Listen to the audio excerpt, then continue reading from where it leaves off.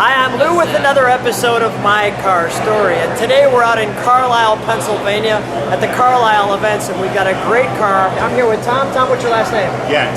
Tom Ghent and Mike? Mike Gemza. Mike Gemza. Let me grab the camera because it's a little loud. We've got the overhead fans on. So guys, you're co-owners of this car, correct? That's Yes, correct, sir. yeah. What? Who wants to tell me what kind of car did we bring today? It's a 1967 factory Hemi drag car. This is one of the 55 that were built in 1967.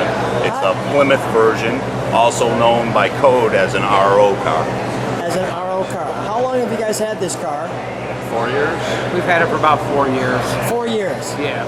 Come on right alongside me. I'm going to ask you some more questions. Come right alongside me. Let's take a look at our featured attraction. So with that being said, let me do this just so I can get an overall side view of the car. We'll keep moving back for just a moment. So Tom, Mike, I'll ask you each a question. Tom, how did you find this car? I mean, where did this come from? This car originally was shipped to Alabama. They drag raced it for a little while. We believe they blew the engine up and pulled the engine and transmission out of it, and it was parked in a field.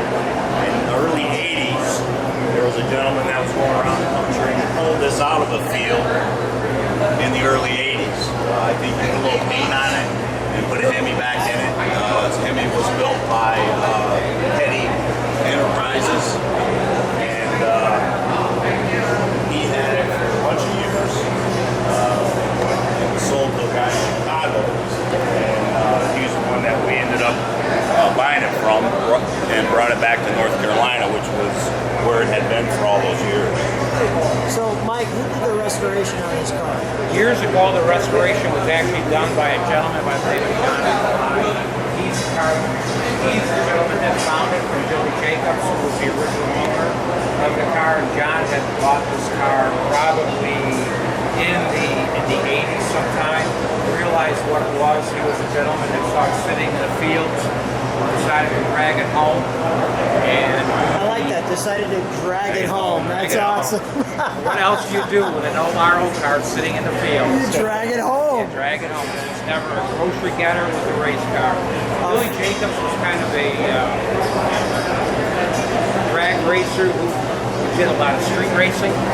He did a lot of money runs with the car, so this car really didn't spend a lot of time on the racetrack. It spent a lot of time on the street racing.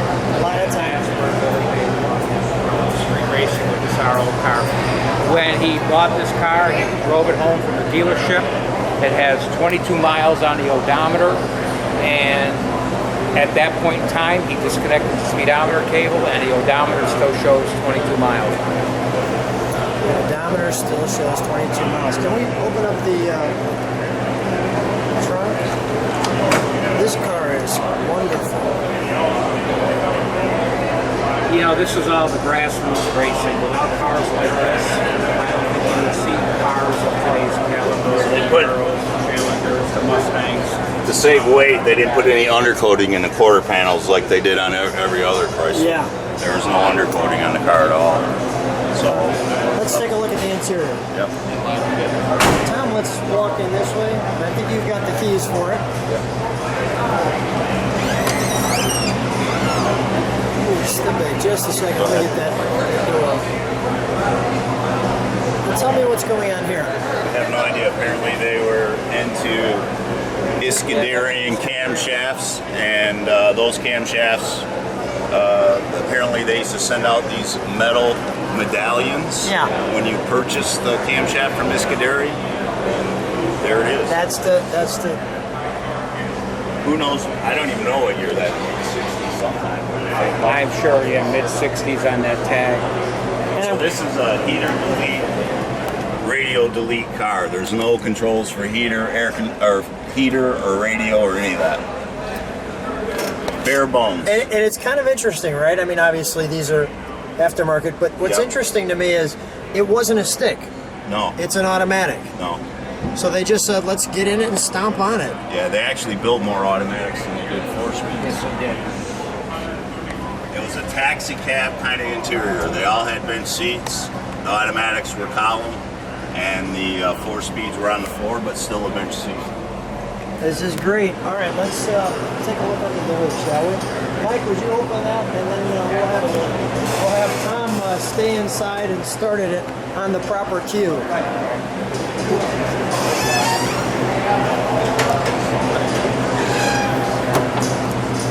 My first reaction is probably what most people is like, wow. It's impressive. It does not have the inline 4 barrels on it. As Tom had indicated years ago, somehow this motor got done by Petty Enterprises, and you can see on the manifold here it's stamped and it has a pen in it. So we didn't want to change any of that because that just adds to the history and to the excitement of this car. Yeah, you can see, I mean, here's the tag. And also the RO designation is on the A-pillar in the door frame, so you get a picture of that and you can see. Yeah, show me that. Absolutely. Show them where the RO designation Where's is. the RO designation? The RO meant that it was a Plymouth. On the fender tag? No, it's not on the tags on the 67. It's on the fender tag too. I know that's thin. Okay. Yeah, and it's also here on the fender tag, RO 23.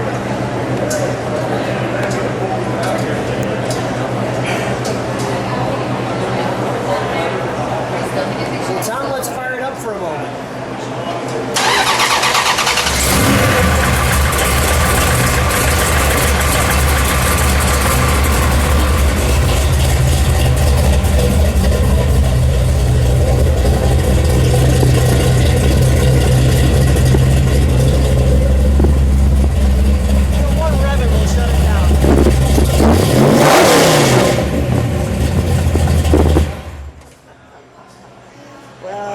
Started that too many times in here. So that has the fun factor built in. Oh my God. Wow. Guys stand right next to each other. It's hard not to smile after you start that, right? Holy cow. And it's amazing that that's from the factory, right? Yeah, it shakes, that's for sure. That is a great car. Guys, thanks so much for being on my car store. I appreciate you sharing your car. Thank you, we appreciate it. Thank you very much. Thank you for spending the time with our car. Thank you.